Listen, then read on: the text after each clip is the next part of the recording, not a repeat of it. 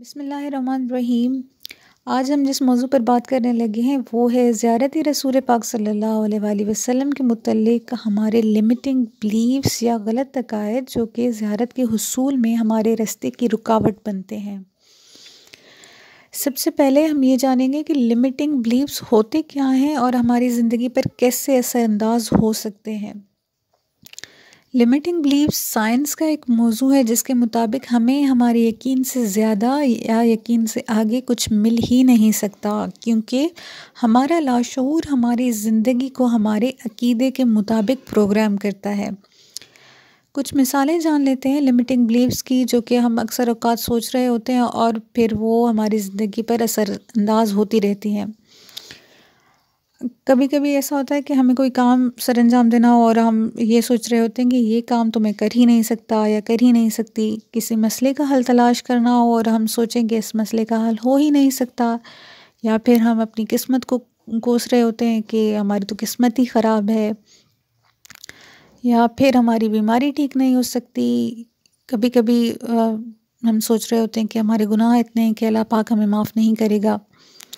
ये कुछ मिसालें हो गई लिमिटिंग बिलीव्स की।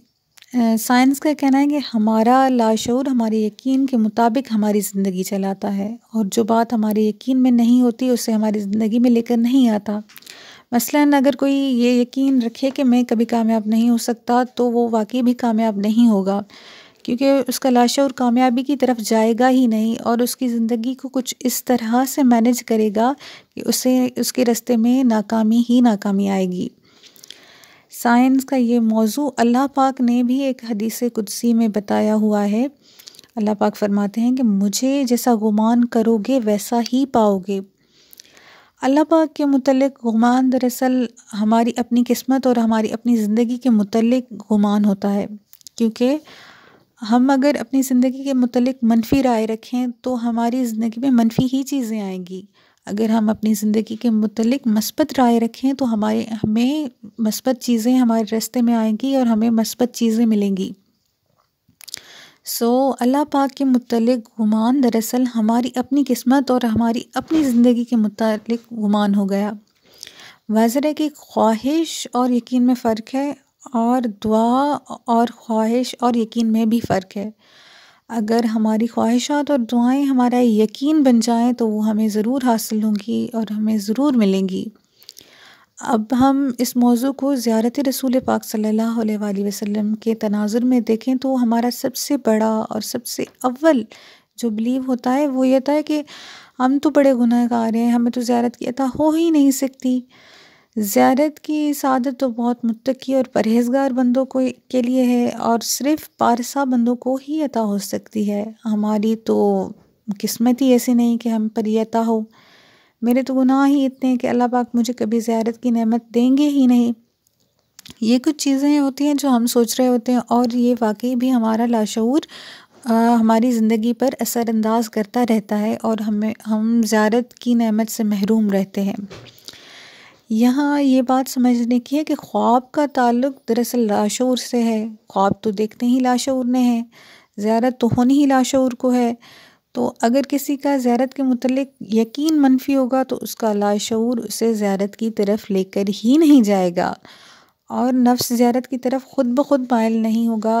नफ्स ख़ुद ब ख़ुद ही अपने आप को ज़ियारत की तरफ जाने से रोकेगा उस इंसान के अकीदे या यकीन की वजह से।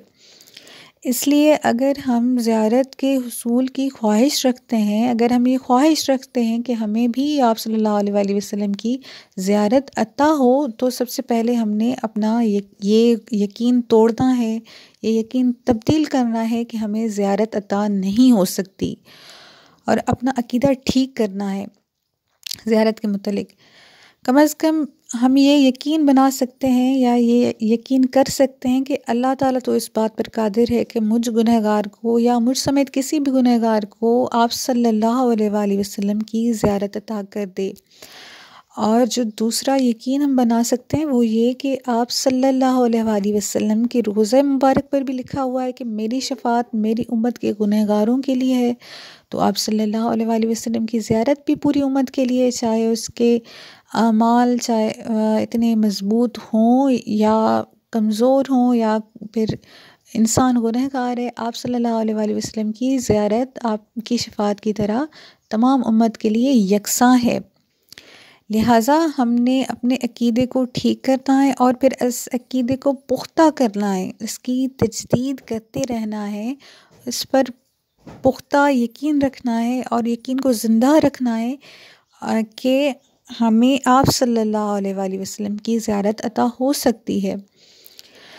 अब आने वाले कुछ लेक्चर्स में हम ज़ियारत रसूल पाक सल्लल्लाहु अलैहि वसल्लम के मुतालिक जो अक़ीदा है उसको ठीक करने, उसको दुरुस्त करने और उसको तब्दील करने, मनफ़ी अक़ीदे को तब्दील करने के लिए सेल्फ़ हिप्नोसिस की कुछ मशक़ें करेंगे, सेल्फ़ हिप्नोसिस की कुछ मशक़ों की मदद लेंगे कि हमारा यकीन ज़ियारत रसूल पाक सल्लल्लाहु अलैहि वसल्लम के बारे में पुख्ता हो और मस्बत तरीके से पुख्ता हो।